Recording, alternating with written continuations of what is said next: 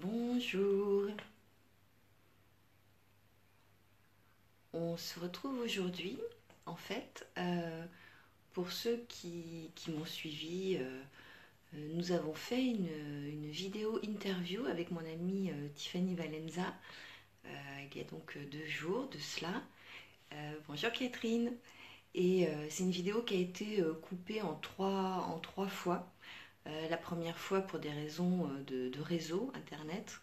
La deuxième fois parce que ma petite Maë apparaissait et que c'était un peu compliqué. Enfin bon, du coup ça a fait une vidéo un peu morcelée, ce qui est fort dommage parce que le contenu était plutôt, je crois, intéressant. Le fait de relier à la fois le côté très spirituel de Tiffany, très connecté, et le lien qu'on pouvait en faire avec le public qui est concerné par mes vidéos en général, c'est-à-dire les hauts potentiels.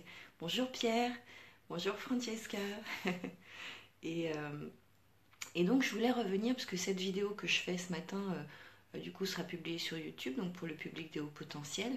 Et je voulais revenir sur une question que Tiffany me posait donc dans la vidéo mardi, où elle me demandait s'il y avait une justesse, si on pouvait donner du sens au fait justement de se retrouver là toutes les deux, euh, et de connecter sur le côté spirituel comme ça, pour les hauts potentiels. Quel était le sens de connecter ces deux choses ensemble? Et cette question était extrêmement pertinente, et donc j'ai envie d'y répondre tout particulièrement sur une seule vidéo pour les hauts potentiels. Et effectivement, le lien extrêmement puissant entre la spiritualité et les hauts potentiels, hein, que d'autres appellent les surdoués, c'est que justement toute cette catégorie de la population est une population qui a beaucoup de difficultés à s'incarner en fait.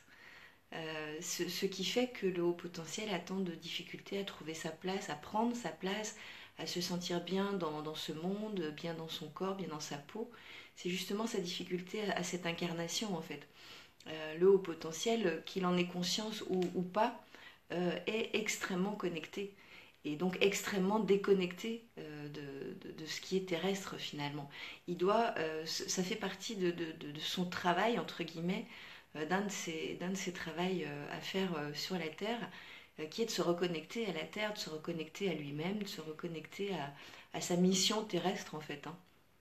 Et c'est un sacré job, parce que pourquoi on a tant de difficultés en tant que HP à accepter le monde tel qu'il est, pourquoi on a tant de mal à l'intégrer, pourquoi le HP est le HP finalement.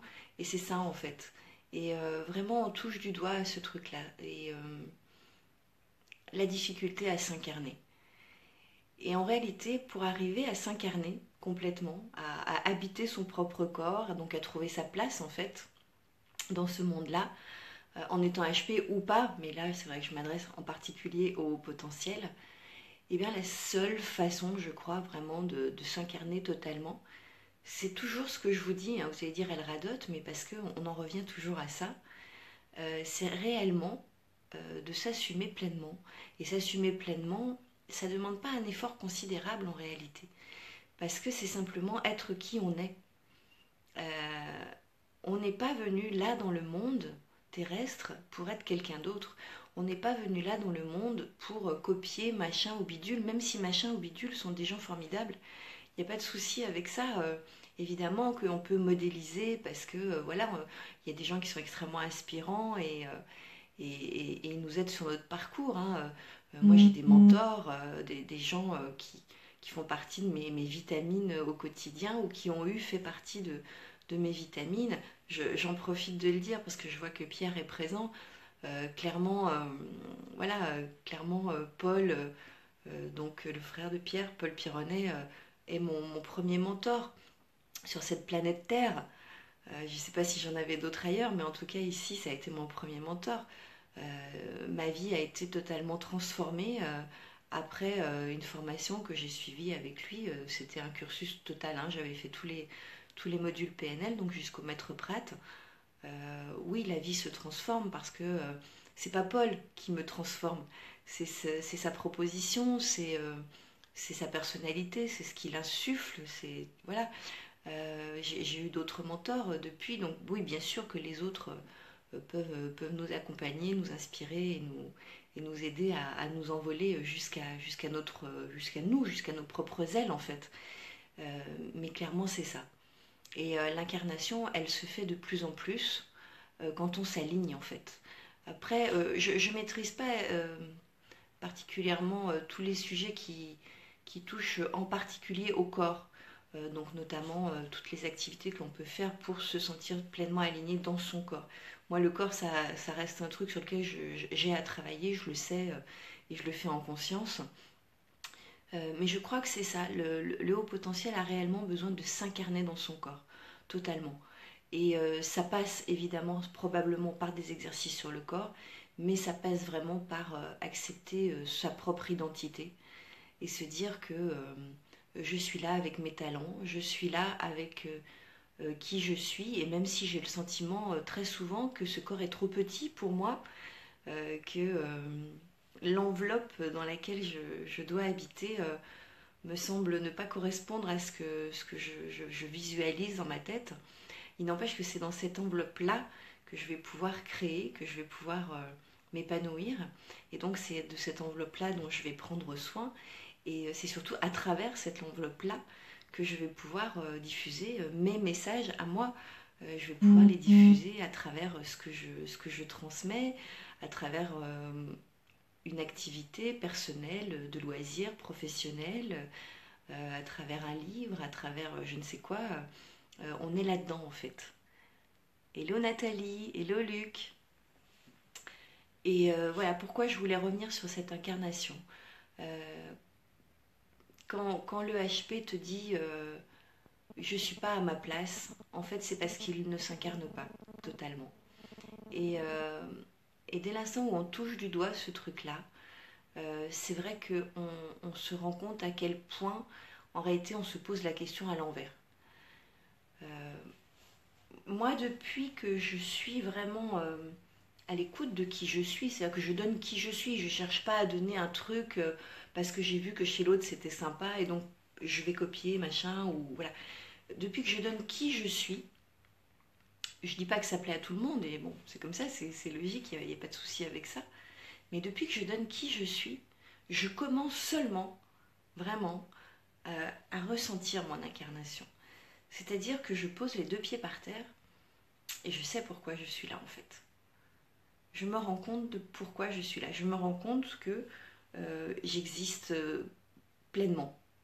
Et ça peut paraître fou hein, pour beaucoup de gens. Je mesure ce que ça peut apporter dans la tête, hein, les propos que je suis en train de vous tenir aujourd'hui. Mais c'est vraiment ça. Et je crois que le HP entend ce que je suis en train de dire, vraiment. Donc, on a besoin de se connecter à notre propre identité. On a besoin de ne pas chercher la validation des autres et d'être, tout simplement, d'être. Et être, c'est certainement la mission la plus grande et la plus difficile que l'on a à mener sur cette terre. Bonjour Nathalie. C'est marrant parce que maintenant, tu vois, le fait, pardon, je fais une petite parenthèse, mais on a eu un grand rassemblement avec toutes les personnes du coaching qui suivent Laurent Marchand, hein, donc, qui est mon coach aujourd'hui.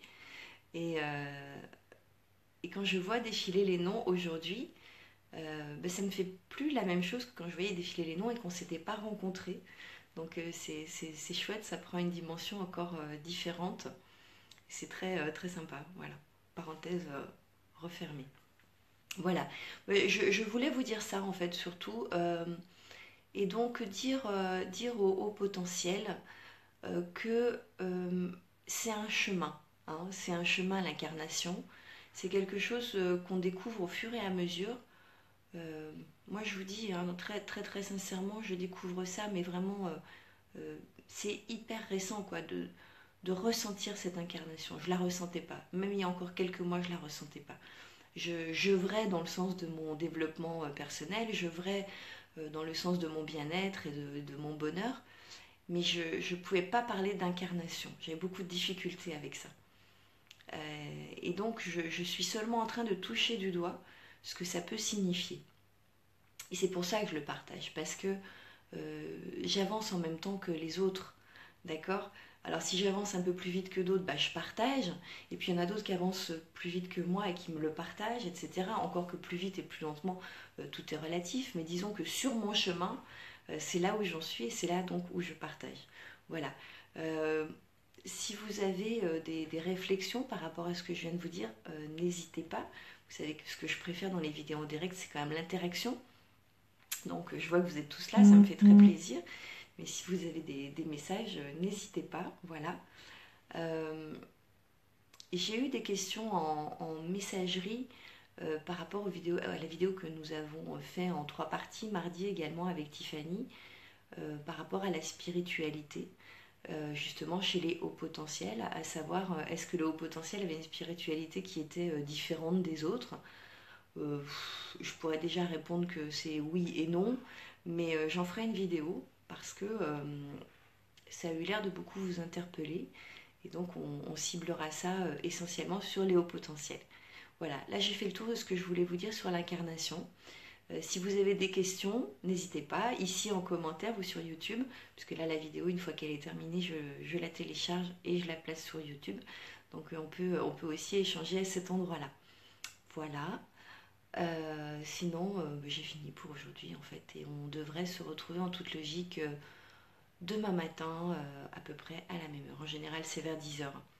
Je ne suis pas hyper régulière sur les horaires, mais en général, c'est 10 heures. Voilà. Je vous embrasse, passez une belle journée. Et puis, dites-moi, vos retours sont toujours précieux, qu'ils soient positifs ou négatifs. Ils sont constructifs et c'est l'essentiel. Merci, gros bisous.